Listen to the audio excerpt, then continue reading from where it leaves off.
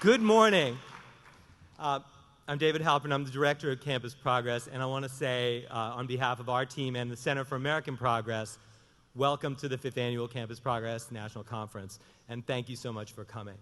I'm excited to say that this year, over 1,400 young people representing every part of the country will participate in this conference, so please give yourselves a hand.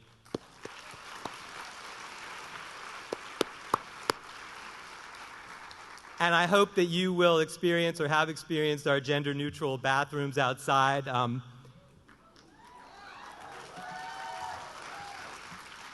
We call it Rush Limbaugh's worst nightmare.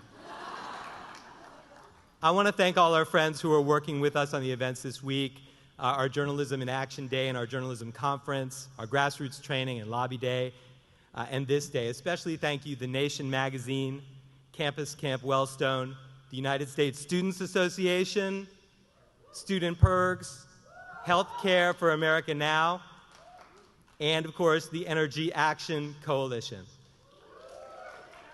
And I'm certainly excited, I hope you are, by the great speakers we have today. We have among them John Oliver from The Daily Show. From the White House, we have Van Jones. From the Center for American Progress, we have John Podesta. The Secretary of Health and Human Services, Kathleen Sebelius, will be here. The Speaker of the House, Nancy Pelosi. Oh my goodness. And we have President Bill Clinton. All, unquestionably, all inspiring people. But who inspires me the most? You do. Now, in my first job out of college, I was 21 years old, and my boss opened up the refrigerator, and he noticed there was a bag full of plums. Instead of untying the bag, somebody had just torn the bag open to get a plum out of there. And he said to me, he looked at the bag and he said to me, "That's a symbol of your generation, always in a hurry without worrying about the consequences."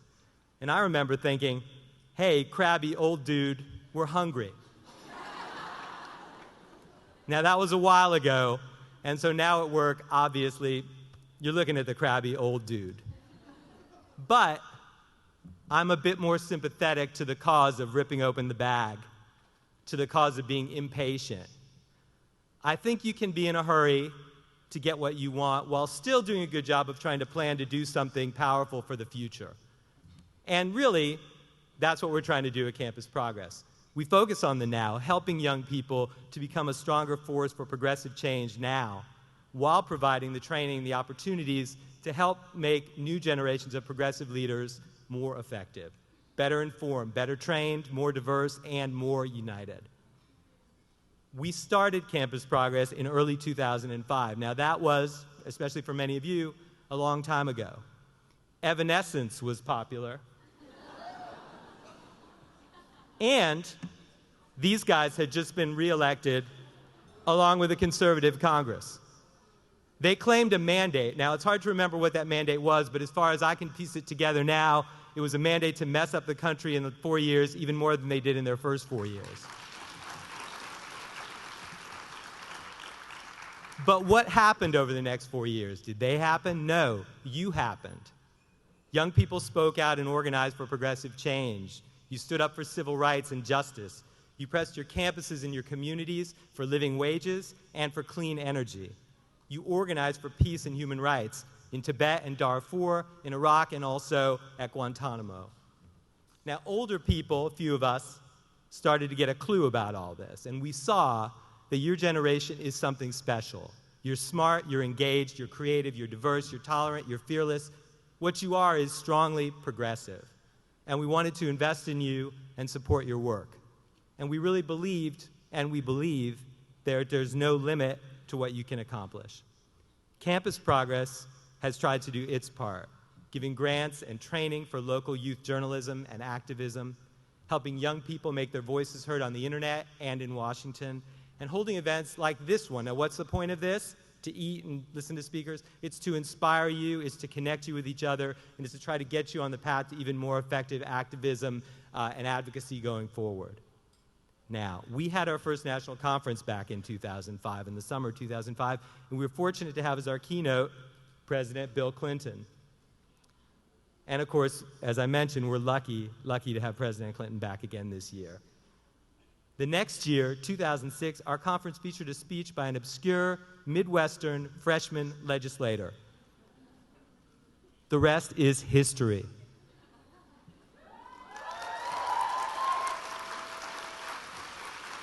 Now, as you know, that was the speech that catapulted Barack Obama into the limelight and into the presidency. That was one of the speeches. Then it became 2008, and young people worked harder than ever for change. You turned out to vote in record numbers, and you helped bring this country to a more progressive place than it had been in a long time. Frankly, maybe we're in the most progressive place we've ever been. So we have a chance now for real progress. But it's only a chance. The next challenge, really the harder challenge, is to actually deliver change, to deliver real, lasting, progressive change that makes a difference in all of our lives. And of course, there are obstacles. The opponents of change remain well-funded, and they remain determined. They're lobbyists and they're right-wingers who will keep fighting for the same old failed approaches. And they will work to defeat or water down every bold progressive idea. It's good that Congress has advanced a landmark bill on climate and energy, and when Speaker Pelosi comes, I hope we'll all thank her for that accomplishment. But it's not enough, and it won't be enough until that bill is law. And it won't be enough until we fundamentally reshape our approach to energy, sustainability, and environmental justice. It's good that openly gay people serve in the top echelon of the Obama administration. It's good.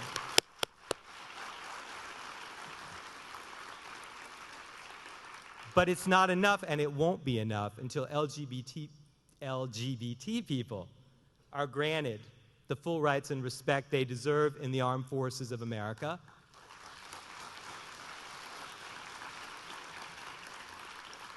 And it won't be enough until everyone has the freedom to marry the person they love.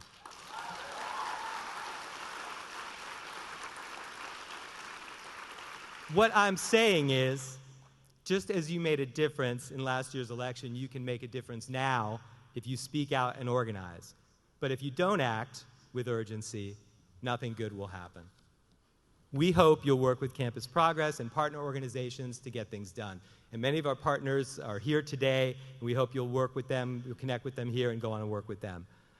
My colleague Erica Williams will be out, and she'll tell you more about Campus Progress's network, our programs, and our focus in the coming months on building power around issues of economic opportunity for young people, access to college, health care, and a green economy.